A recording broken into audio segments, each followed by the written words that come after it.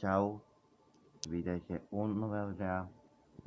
Ako u nového toho som vydal nové video. Ak to chcete pozrieť, už je na YouTube, na mojom kanále, čo mám. No a potom o 10 sa chystáme von.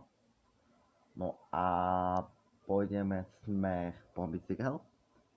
A potom ešte som chcel ísť do Teska, som sa pozrieť, neviem, či tam majú, ale potom som videl nové video letecké dni Košice, takže dneska je to na mojom kanáli, môžete ho pozrieť.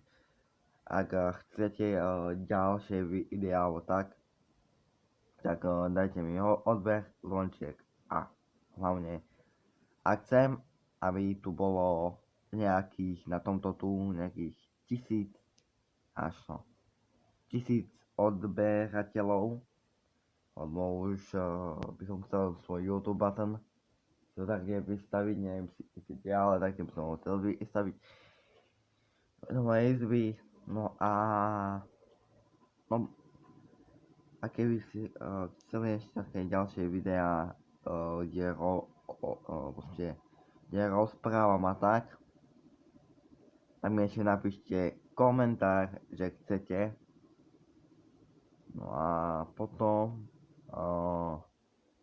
ešte by som chcel urobiť taký ešte ďalšie video, čo vás určite bude baviť, a to budú tie letecké dni, čo som natočil. Dám to všetko na YouTube a môžete to vidieť, kde som bol, a možno tam aj vy budete, že sa na vás teším a čau.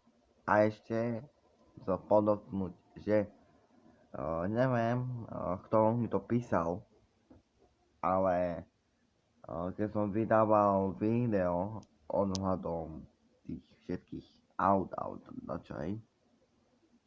tak jeden mi napísal, že máš fajné videá, a neviem, kto to bol, neviem, či to bol z vás, ale určite prosím, nepíšte hlavne na sociálnych sieťach blbosti.